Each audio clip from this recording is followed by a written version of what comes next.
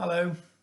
I begin by saying what a joy it is for me to be able to join with you today as part of this Your Lent series looking at the I am sayings of Jesus, unique of course to John's Gospel. This week we are going to look at John chapter 10, where Jesus declares himself to be the Good Shepherd. The image of God as a shepherd is found extensively throughout Scripture, quite literally from beginning to end. From Genesis, where in chapter 48, on his deathbed, Jacob declares that God has been his shepherd throughout his life. Right through to Revelation chapter 7, where we have that image of the saints who come out of tribulation. They're brought before God and assured that the Lamb in the centre of the throne shall be their shepherd and guide them to springs of the water of life.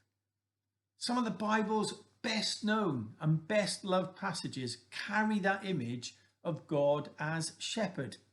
And it's an image which would have readily resonated with the children of Israel. The patriarchs were all shepherds, as was Moses, as was David. Perhaps it should come as no surprise that it was to those shepherds that the angels first revealed the good news about Jesus Christ. For those who've ever been fortunate enough to visit the Middle East, shepherding was, and to a certain extent still is, a common occupation. The terrain and the geography of the area lend themselves to the raising both of sheep and goats, but particularly sheep. There's a scarcity of grass and a scarcity at some times of the year of water also. But sheep are moved from area to area with relative ease. Everyone is familiar with the role of the shepherd.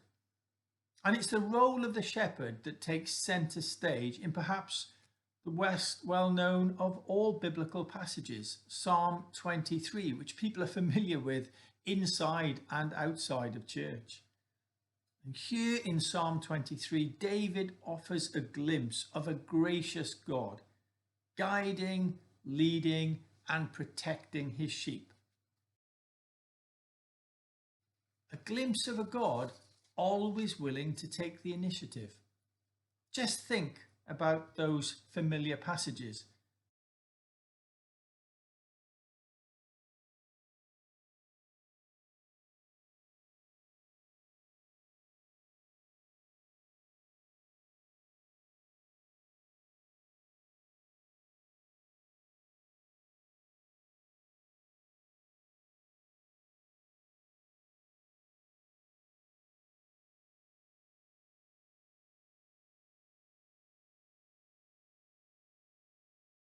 He makes me lie down in green pastures. He leads me beside still waters. He restores my soul. He leads me in right paths for his name's sake. He prepares a table before me in the presence of my enemies. He anoints my head with oil until my cup runs over. It's all verbs. It's all about God taking the initiative. This is not a God who stands from afar and observes us. This is a God who is passionate and committed to those in his care.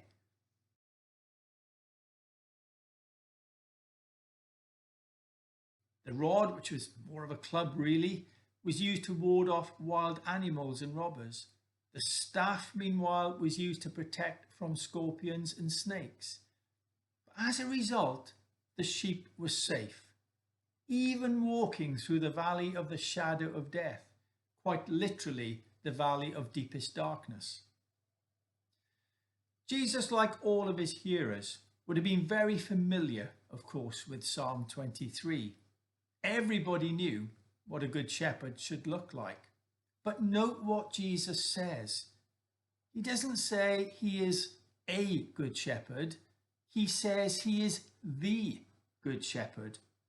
And there's a clear understanding that the God shepherd's role involves sacrifice. Over and over in John chapter 10, we're told that the good shepherd gives his life for the sheep.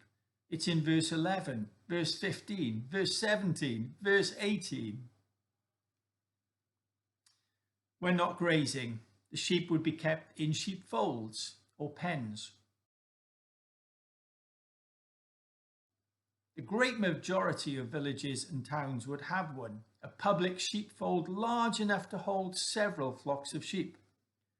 The sheep pen would be in the care of a porter or a doorkeeper, whose duty it was to guard the entrance to the sheep pen during the night and then to admit the shepherds the following morning.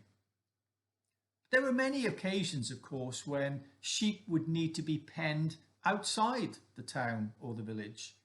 And for those times, the shepherd would need to construct or make use of a makeshift fold. Often this was nothing more than a pile of rocks piled into a wall with a small opening in which to enter. Other times, if there were no walls or no stones, then he'd take brushes, bushes, whatever he could find, and construct them into a U shape or some other formation depending on the topography of the land. Thorny branches would then be placed on the top, not only to keep the sheep from jumping out, but to keep away would-be animals or thieves from jumping in. That way the sheep were kept safe. At nightfall, the shepherd would guide the sheep into that makeshift pen through the space or gap that had been left. And since these were makeshift, there were no proper gates to close, just an opening. So the shepherd himself would keep the sheep in and the wild animals out, literally by lying across the opening and forming a human barrier. Literally, the shepherd became the door to the sheep. Any wild animal or thief could only access the sheep through the shepherd, who, as Jesus reminds us several times, is prepared to lay down his life to protect them. In doing so, Jesus vividly contrasts that approach with that of the religious leaders of his time, who he describes as thieves and robbers. The other standout characteristic of the Good Shepherd, so beautifully conveyed by Jesus in this passage from John chapter 10, is that of the intimacy and the trust that exists between the shepherd and his sheep. Now, I'm very fortunate to have visited the Holy Land several times. And on my most recent trip, we visited a place called Wadi Kelt, a deep reveal just off the road from Jerusalem down to Jericho. And here on the cliffside, you find, just clinging to the edge almost, is the monastery of St. George.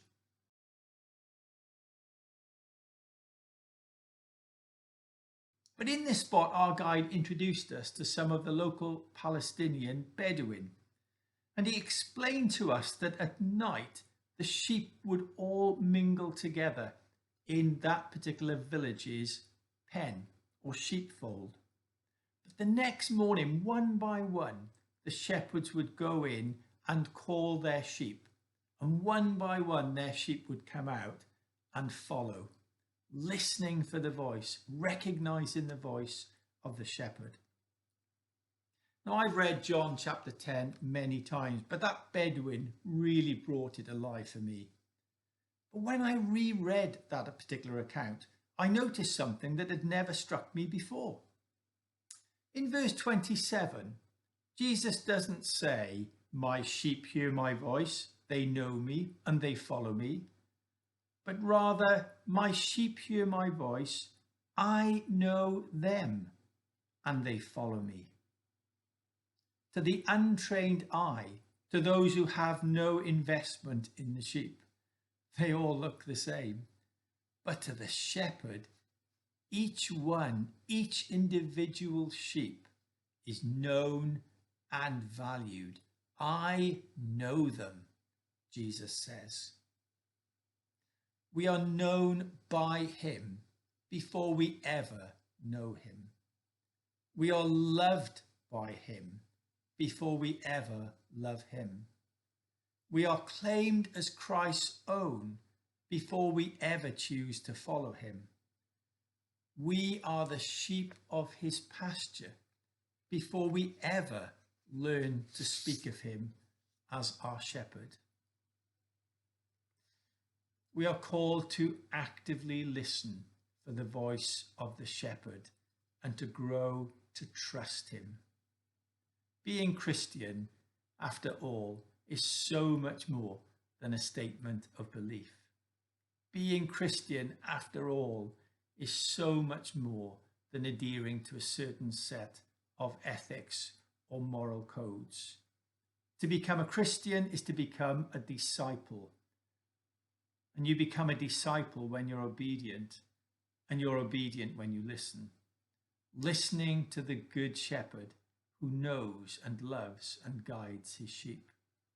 My sheep hear my voice. I know them and they follow me.